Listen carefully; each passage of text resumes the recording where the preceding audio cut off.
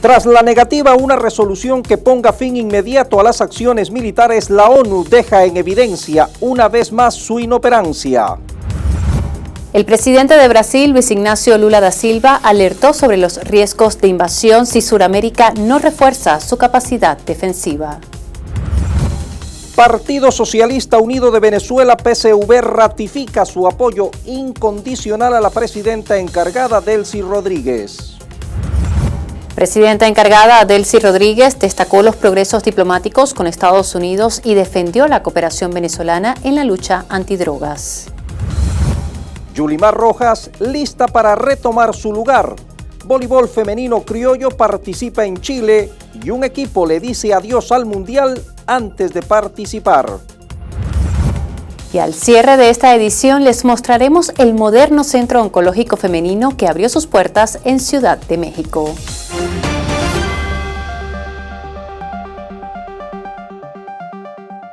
Mientras cada día es más evidente la inoperancia de la ONU aquí en Venezuela, se destacan los avances en las relaciones diplomáticas con los Estados Unidos. Bienvenidos a las noticias, Melanie. Así damos inicio a esta dinámica global. El Consejo de Seguridad de Naciones Unidas no logró aprobar el 11 de marzo un proyecto de resolución que exhortaba a todas las partes a cesar de manera inmediata sus actividades militares. La medida, que solicitaba abstenerse de una nueva escalada en Medio Oriente y más allá, condenaba todos los ataques contra civiles e infraestructura civil. El Consejo rechazó el proyecto de resolución patrocinado por Rusia con 4 votos a favor, 2 en contra y 9 abstenciones. Rusia, China, Pakistán y Somalia votaron a favor y Estados Unidos y Letonia votaron en contra. Estamos profundamente decepcionados, dijo Vasily Nevencia, representante permanente de Rusia ante las Naciones Unidas, y señaló que muchos miembros del Consejo no pudieron reunir la fuerza y la sabiduría suficientes para aprobar el texto propuesto por su país. De su lado, Amir Saeed Iravani, representante permanente de Irán ante las Naciones Unidas, destacó que esta resolución es una evidente injusticia en contra de su país, que es la principal víctima de un claro acto de agresión. El presidente de Brasil, Luis Ignacio Lula da Silva, advirtió que Suramérica, pese a ser una región de paz, debe fortalecer su capacidad de defensa ante eventuales amenazas externas. Aquí en América del Sur nos posicionamos como una región de paz. Aquí nadie tiene una bomba nuclear, aquí nadie tiene una bomba atómica. Aquí nuestros drones son para la agricultura, para la ciencia y tecnología y no para la guerra. Entonces pensamos en la defensa como disuasión. Pero no sé si el compañero Ramaphosa percibe que si no nos preparamos en el tema de la defensa, cualquier día alguien nos invade. Las consultas interpartidistas y las elecciones al Congreso del 8 de marzo en Colombia dejaron allanado el camino hacia las presidenciales del próximo 31 de mayo. Y lo hicieron con sorpresas, encumbrando candidaturas hasta entonces inciertas, corrigiendo a la baja las aspiraciones de figuras mediáticas y reforzando el poder de la izquierda como fuerza principal del país. La carrera presidencial para reemplazar a Gustavo Petro en la Casa de Nariño arranca ahora en su recta final. Se vislumbra larga, polarizada e intensa, y es probable que se defina en una segunda vuelta el 21 de junio. El pacto histórico, el partido del actual gobierno, se consolidó como la fuerza más votada del país en las elecciones legislativas. No solo repitió esta posición con respecto a las legislativas del 2022, sino que aumentó de 20 a 25 escaños sus curules en el Congreso. En segundo lugar quedó el Centro Democrático del Uribismo, que consiguió aumentar de 13 a 17 los curules del Senado. El hijo del fallecido Ayatollah Ali Jamenei fue elegido como el tercer líder supremo de la Revolución Islámica de Irán, marcando un relevo inédito en el poder político y religioso del país. El 8 de marzo, Mojtaba Jamenei se convirtió en el líder de la nación persa. A sus 56 años tendrá la última palabra en los asuntos de Estado y ejercerá como comandante en jefe de las Fuerzas Armadas y de la Guardia Revolucionaria. Tras conocerse la designación, la población local celebró el anuncio. Mojtaba luchó en la guerra entre Irán e Irak, fue uno de los asesores más relevantes del anterior líder supremo, Ali Jamenei, y es considerado la figura más influyente dentro de la oficina presidencial, los guardianes de la Revolución Islámica y las fuerzas de seguridad del país. La elección se produce tras el asesinato de Ali Jamenei en el primer día de los masivos bombardeos de Washington y Tel Aviv contra Teherán, ocurrido el 28 de febrero. Pekín no participa en ningún juego geopolítico con respecto a América Latina ni interfiere en los asuntos internos de los países de la región, declaró en rueda de prensa el ministro de Relaciones Exteriores de China, Wang Yi. Destacó que nunca realizan cálculos geopolíticos ni interfieren en los asuntos internos de otros países ni tampoco incitan a nadie a tomar partido.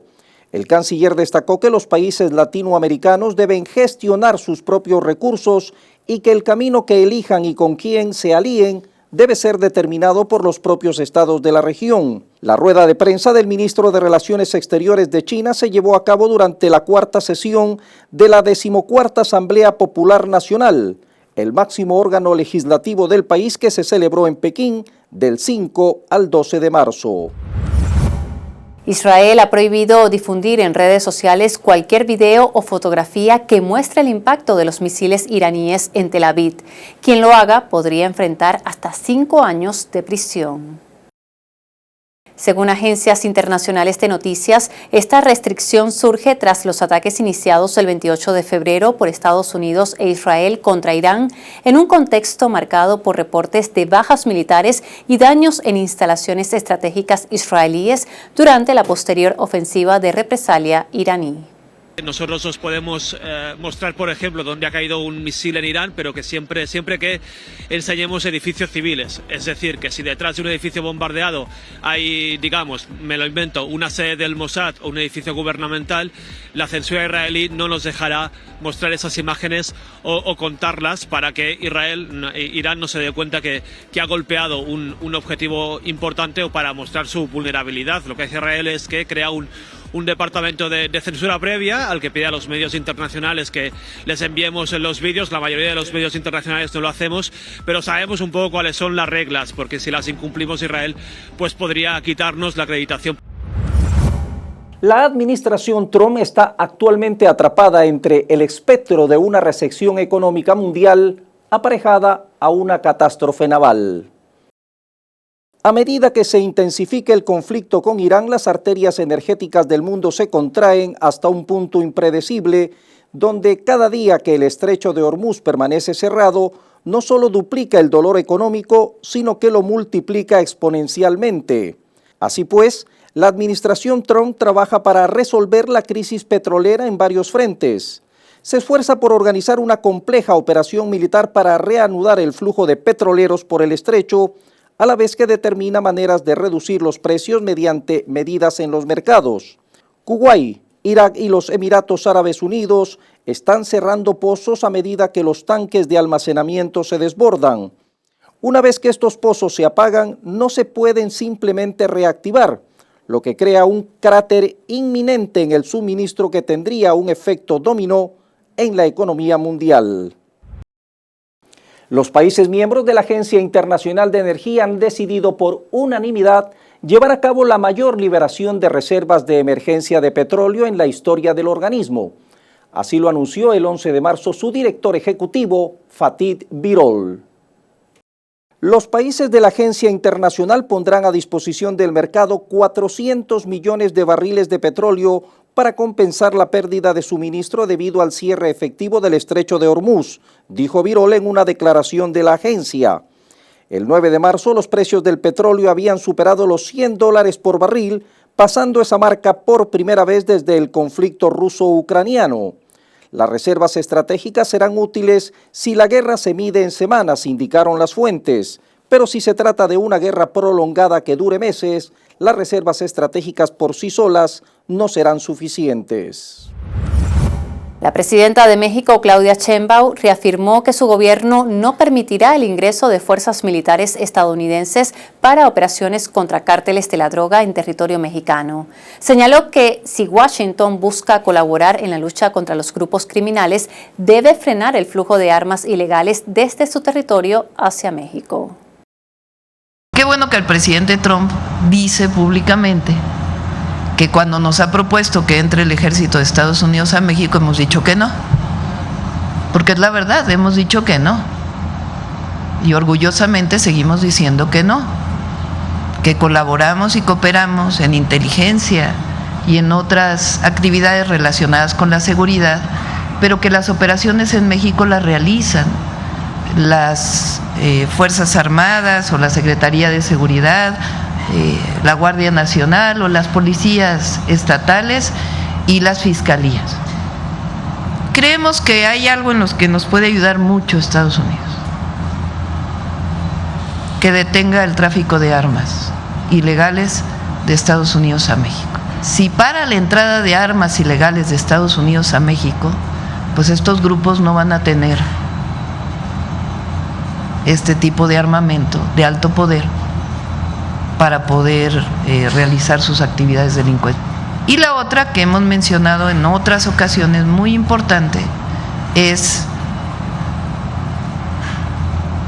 la disminución del consumo de drogas en los Estados Unidos. Investigaciones recientes demuestran que la fibra potencia el microbioma e influye en el canal de comunicación entre el intestino y el cerebro, también conocido como eje intestino-cerebro, ralentizando así los síntomas del deterioro cognitivo. Una dieta rica en cereales integrales, frutas, legumbres, frutos secos y semillas, todos ellos fuente de fibra, pueden tener enormes beneficios tanto para el cuerpo como para el cerebro. Aumentar la ingesta de fibra es uno de los cambios dietéticos más efectivos para la salud cognitiva, afirma Karen Scott, profesora de microbiología intestinal en el Instituto Rowett de la Universidad de Aberdeen en Escocia. La fibra es un carbohidrato que las enzimas digestivas no pueden descomponer fácilmente, por lo tanto, la mayor parte pasa por el intestino prácticamente sin cambios. Se ha demostrado que quienes consumen más cereales integrales al día tienen un índice de masa corporal mucho más bajo y menos grasa abdominal que quienes consumen cereales refinados. El presidente de Brasil, Luis Ignacio Lula da Silva, anunció que los tres poderes del Estado coordinarán medidas para frenar el creciente endeudamiento de las familias por las apuestas en casinos online. El mandatario advierte que estas plataformas están generando un impacto cada vez mayor en los hogares a través del juego digital. Otro drama que afecta a los hogares brasileños es la adicción a las apuestas. Aunque la mayoría de los adictos son hombres, la cuenta recae en las mujeres. Es el dinero de la comida, del alquiler, de la escuela de los niños el que desaparece en la pantalla del celular. Los casinos están prohibidos en Brasil. No tiene sentido permitir que el juego de tigrillo entre en las casas endeudando a las familias a través del celular. Trabajaremos uniendo al gobierno, el Congreso y el Poder Judicial para que estos casinos digitales no sigan endeudando a las familias y destruyendo hogares. Científicos han capturado el mapa más complejo y de mayor resolución del gas frío en el centro de la Vía Láctea. Este contiene el material primario del que están hechas las estrellas y los planetas. La información de la imagen podría ayudar a los astrónomos a entender el origen de nuestro sistema solar. La imagen es el resultado de una labor internacional que utiliza uno de los telescopios más poderosos de la Tierra, el Atacama Large Millimeter Array, un conjunto de más de 50 antenas de radio distribuidas en una alta meseta de los Andes chilenos. Las observaciones previas de la Vía Láctea eran como instantáneas tomadas en diferentes puntos de una misma ciudad. Sin embargo, esta imagen de la Vía Láctea es como una vista desde arriba con una perspectiva total. La presidenta de México, Claudia Sheinbaum, sufrió el 11 de marzo una derrota en el Congreso donde su iniciativa de reforma electoral fue rechazada por la Cámara de Diputados al no alcanzar la mayoría calificada que requieren los cambios a la Constitución. La iniciativa presidencial fue apoyada por los diputados del partido oficialista Morena, primera fuerza en la Cámara, pero rechazada por sus dos aliados, los partidos del Trabajo y Verde Ecologista de México. Estados Unidos aprobó una venta de emergencia de 12.000 bombas aéreas a Israel. Así lo informó el Departamento de Estado en un comunicado difundido el 6 de marzo. El contrato, valorado en $151.8 millones, se autorizó en medio de la agresión militar de Washington y Tel Aviv contra Irán. El acuerdo incluye además servicios de ingeniería, logística y soporte técnico proporcionados por el gobierno estadounidense y contratistas privados de defensa. El presidente de Colombia, Gustavo Petro, aseguró el 11 de marzo que ni Colombia, ni Brasil, ni México recibieron invitación para participar en la cumbre regional Escudo de las Américas, convocada por el presidente de Estados Unidos, Donald Trump, en Florida para coordinar acciones contra el narcotráfico. El mandatario colombiano criticó la coalición por reunir a países de la región sin experiencia en combatir al narcotráfico. Las fuertes lluvias y graves inundaciones que afectan a Kenia desde el 6 de marzo han dejado más de 50 personas fallecidas y unas 2.600 se vieron obligadas a abandonar sus hogares. El desastre ha golpeado con especial intensidad a la capital Nairobi, donde el desbordamiento de varios ríos anegó amplias zonas de la ciudad, generando una emergencia humanitaria y ambiental. Científicos internacionales advierten que el calentamiento global está intensificando este tipo de fenómenos extremos en el este de África. El Senado de Chile, cuyos nuevos integrantes fueron elegidos en diciembre pasado, nombró el 11 de marzo por votación a la senadora Paulina Núñez, militante del Partido Renovación Nacional de Centro Derecha, como su nueva presidenta, convirtiéndose en la quinta mujer en encabezar esta instancia. Núñez, quien representa a la región de Antofagasta al norte del país, será la encargada de liderar el Senado durante todo el año 2026. Antonio José Seguro asumió la presidencia de Portugal el 9 de marzo tras su investidura oficial en Lisboa, un acto en el que juró cumplir sus responsabilidades constitucionales y garantizar la defensa del orden democrático. El exsecretario general del Partido Socialista llega al cargo con el compromiso de hacer respetar la Constitución. Con su toma de posesión sucede a Marcelo Rebelo, quien ocupó la presidencia desde 2016 y fue reelegido para un segundo mandato en 2021. El 11 de marzo del 2011, un terremoto de magnitud sacudió el noroeste de Japón, desencadenando un tsunami que devastó las comunidades costeras de Tohoku y provocó el desastre de la central nuclear de Fukushima. 15 años después, la reconstrucción continúa. Japón recordó el gran terremoto y tsunami del este del Japón que causó la muerte de casi 20.000 personas y desencadenó la catástrofe nuclear de Fukushima. Más de 1.100 niños han sido heridos o asesinados por los conflictos en Oriente Medio entre el 28 de febrero y el 10 de marzo, según informó la Organización de las Naciones Unidas. En un comunicado, el organismo detalló que esta cifra incluye a 200 niños asesinados en Irán, 91 en Líbano, 4 en Israel y 1 en Kuwait, según datos de UNICEF. La ONU advierte que la cifra podría aumentar en los próximos días a medida que la violencia se extiende e intensifica en la región. Científicos, responsables políticos y representantes de organismos internacionales alertaron el 11 de marzo en Brasil que la emergencia climática está provocando transformaciones cada vez más visibles en los ecosistemas marinos. Entre los principales efectos señalados figuran el calentamiento acelerado de las aguas oceánicas, la acidificación del mar y la mayor frecuencia de fenómenos extremos en el ambiente marino. El abogado ultraconservador José Antonio Katz, de 60 años, asumió la presidencia de Chile el 11 de marzo, sucediendo al izquierdista Gabriel Boric, y ejercerá el cargo hasta 2030. El nuevo mandatario llega con la promesa de aplicar medidas más estrictas contra la delincuencia y la inmigración irregular. La ceremonia de investidura se realizó en el edificio del Congreso en la ciudad de Valparaíso. El Consejo de Ministros español aprobó el 10 de marzo el decreto que garantiza el acceso a la sanidad pública y gratuita, incluidos los migrantes en situación irregular. El decreto simplifica los trámites necesarios para el reconocimiento del derecho a la atención sanitaria, que se realizará mediante una declaración responsable de no contar con medios económicos.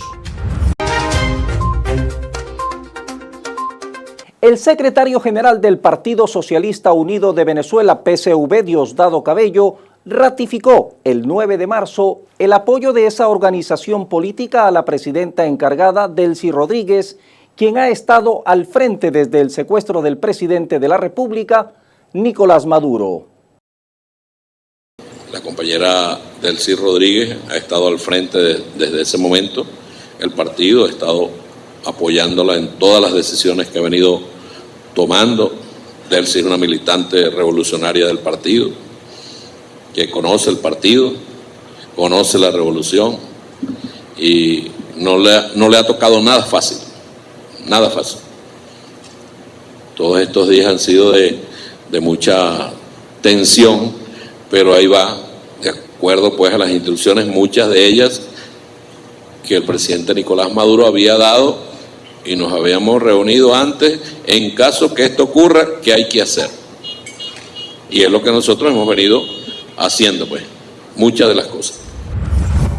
La presidenta encargada de Venezuela, Delcy Rodríguez, destacó que cada día hay avances en las relaciones diplomáticas con Estados Unidos para dirimir las diferencias entre ambos gobiernos.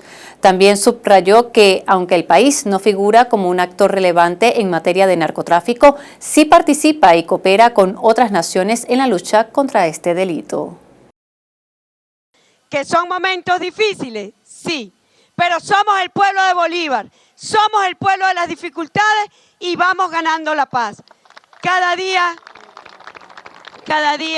que pase, como lo hemos dicho, en relaciones diplomáticas con el gobierno de los Estados Unidos, para dirimir diferencias y para avanzar en coincidencia. Tenemos una agenda de trabajo que nos hemos trazado en el área energética, en el área de la minería, en el área de combate contra el narcotráfico. Venezuela no es un país de narcotráfico, ni siquiera relevante en materia de narcotráfico, pero sí participamos y cooperamos con otros países del mundo y de nuestra región para combatir el narcotráfico. Queremos construir relaciones a largo plazo, pero deben estar basadas en la verdad de Venezuela, que se sepa la verdad de Venezuela. Que se sepa que no somos un país de narcotraficantes, que el presidente Nicolás Maduro y la primera combatienta son inocentes.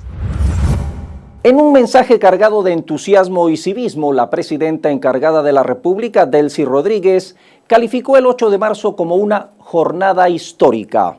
El desarrollo de la primera consulta popular nacional 2026, llevada a cabo en todo el país, coincidiendo con la celebración del Día Internacional de la Mujer. Rodríguez destacó que el proceso ha superado todas las expectativas, consolidando el modelo de democracia participativa y protagónica en el país. Según las declaraciones de la presidenta encargada, la afluencia de votantes en los centros electorales de todo el territorio nacional marcó un hito en la historia de las consultas comunales. Para el Ejecutivo, Venezuela se reencuentra en la comunidad desde lo colectivo, porque permite a los ciudadanos priorizar proyectos vinculados a la ciudad humana. De ahí señaló la necesidad de incluir a los movimientos vecinales y condominios en estos procesos de consulta popular. Estados Unidos presentó ante un tribunal federal el reconocimiento pleno al gobierno de la presidenta encargada de Venezuela, Delcy Rodríguez. Tras conocerse la decisión, la mandataria hizo un pronunciamiento dejando clara su posición. Hoy la noticia es que se dio el reconocimiento legal del gobierno de Venezuela. Eso no es el reconocimiento, a una persona ni a un gobierno, es el reconocimiento a un país y que ese país pueda recuperar su vida, pueda respirar en materia de servicio, en materia de salud, de educación. Eso para mí es lo importante, que pueda traer todo este proceso de reordenamiento y yo digo de normalización, que Venezuela viva un proceso porque es su derecho, Venezuela lo merece. Así que ese reconocimiento lo aceptamos con humildad, con modestia como país para que podamos seguir avanzando en unión nacional. Ahí yo sí llamo a la unión nacional, no es un tema de un partido, no. La campaña debe ser una campaña por Venezuela, por la salud de Venezuela, la salud política, la salud económica, la salud social. Y aquí todas las organizaciones van a tener cabida. La Asamblea Nacional de Venezuela aprobó por mayoría calificada en primera discusión el proyecto de ley orgánica de minas. El instrumento legal busca reorganizar y potenciar uno de los sectores económicos con mayor proyección estratégica para el desarrollo soberano de la nación bolivariana. Durante la sesión ordinaria efectuada el 9 de marzo, el presidente del Parlamento, Jorge Rodríguez, sometió a votación el carácter orgánico de la normativa, la cual recibió el respaldo mayoritario del bloque parlamentario. La normativa, que consta de 19 capítulos y 126 artículos, surge como una propuesta de la presidenta encargada Delcy Rodríguez con el fin de adaptar el sector a las nuevas realidades y necesidades técnicas del país. Como parte del plan de contingencia para frenar la propagación de la fiebre amarilla, la presidenta encargada Delcy Rodríguez anunció el 10 de marzo la puesta en marcha de talleres epidemiológicos, teóricos y prácticos dirigidos a 41.000 estudiantes de la Universidad de las Ciencias de la Salud. Las autoridades sanitarias ordenaron el despliegue inmediato de jornadas de vacunación en 22 parroquias con mayor incidencia de riesgo para ciudadanos entre 1 y 59 años. En Venezuela, el plan quirúrgico de cataratas ya suma más de 3.600 personas intervenidas en 12 estados del país en lo que va de año. A esto se suman 401 procedimientos de hemodinamia y la colocación de 301 marcapasos. Las autoridades proyectan cerrar 2026 con más de 1.500 dispositivos implantados. Además, este año se han realizado 130 intervenciones a niños y jóvenes con cardiopatías congénitas. Con el propósito de posicionar la marca Hecho en Venezuela y el potencial turístico nacional en los mercados euroasiáticos, una delegación del Ministerio de Turismo inició el 11 de marzo su participación en la 32 edición de la MIT Moscú 2026. El evento, que tiene lugar en el Centro Internacional de Exposiciones Crocus Expo, reúne a líderes de la industria de más de 30 países y 50 regiones de Rusia. La presidenta encargada, Delcy Rodríguez, promulgó el 10 de marzo la nueva ley de la Cruz Roja Venezolana, un instrumento jurídico que reconoce a la organización como órgano auxiliar del Sistema Nacional de Gestión de Riesgos. Durante la jornada, la mandataria también anunció la graduación de 1.660 médicos integrales comunitarios que se incorporan al sistema público de salud. Este 11 de marzo arrancó la fase de entrevistas a los postulantes a los cargos de Defensor del Pueblo y Fiscal General, quienes sustituirán a Alfredo Ruiz y Tarek William Saab, respectivamente, quienes recientemente renunciaron a sus puestos. Así lo dio a conocer el Comité de Postulaciones del Poder Ciudadano. El proceso inició con la revisión de los documentos de cada uno de los aspirantes para posteriormente dar paso a las entrevistas de evaluación. La presidenta encargada, Delcy Rodríguez, anunció el 8 de marzo que instruyó al Banco de Venezuela otorgar créditos para financiar emprendimientos liderados por mujeres a propósito del Mes de la Mujer. La iniciativa contempla un fondo de $70 millones. En el país están registrados cerca de 1.900.000 emprendedores, de los cuales el 64% son mujeres. El Instituto Venezolano de Investigaciones Científicas y la Corporación Venezolana del Café establecieron el 9 de marzo una alianza de cooperación orientada a fortalecer el desarrollo nacional del sector cafetalero mediante la integración de investigación científica y capacidades, tanto productivas como exportadoras. Este nivel de calidad se ubica dentro de los estándares internacionales que distinguen a los cafés de alto valor en el mercado especializado. Yulimar Rojas lista para retomar su lugar. Voleibol femenino criollo participa en Chile y un equipo le dice adiós al Mundial, aún antes de participar. La venezolana Yulimar Rojas, dueña del récord mundial de salto triple, vuelve a sentir que vuela y el 10 de marzo avisó que espera demostrarlo en el Campeonato Mundial de Atletismo en pista cubierta en Torun, Polonia, a realizarse del 20 al 22 de marzo. Rojas, de 30 años, retornó a la alta competencia en el 2025 tras una grave lesión que le impidió defender el oro en los Juegos Olímpicos de París 2024, ganado en Tokio en el 2020. Rancagua en Chile se convirtió desde el 11 de marzo en el epicentro del voleibol de playa continental. La delegación de Venezuela inició su participación en la segunda parada del circuito suramericano que reúne a las mejores 32 duplas, 16 femeninas y 16 masculinas de la región. El ministro de Deportes de Irán anunció el 11 de marzo su retiro del Mundial FIFA 2026, alegando que no hay condiciones que nos permitan participar en la cita. Por retirarse, Irán se enfrenta a sanciones que incluyen multas, así como los pagos de contribuciones realizadas con la competición que hayan recibido por parte de la Federación Internacional. Aún se desconoce quién ocupará su lugar. Hoy queremos contarles que en Ciudad de México fue inaugurado el Hospital Oncológico para la Mujer, un centro público que brindará atención gratuita a 500,000 mujeres al año, enfocándose en la prevención y atención temprana de distintos tipos de cáncer. El hospital, que inició operaciones el 9 de marzo, está equipado con tecnología de última generación. Cuenta con mastógrafos con interpretación asistida por inteligencia artificial, áreas de diagnósticos no invasivo, quirófanos especializados y salas de quimioterapia diseñadas para una atención más eficiente. El objetivo central es reducir el tiempo entre el diagnóstico y el inicio del tratamiento, un paso clave para enfrentar el rezago que durante años ha provocado muertes evitables entre mujeres mexicanas.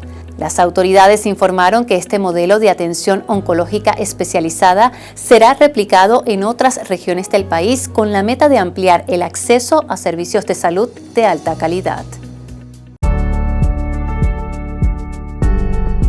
Cada 13 de marzo se celebra el Día Mundial del Sueño. Esto con la finalidad de sensibilizar a la población acerca de la importancia de dormir bien. Además, se pretende tratar las causas y síntomas de la falta de sueño, un problema que, si no es tratado a tiempo, puede ocasionar serios problemas de salud. Disfrutar de un descanso de calidad, Melanie y amigos, es esencial para cuidar tanto la salud física como el bienestar mental. Así despedimos esta dinámica global. Nos vemos en una próxima edición.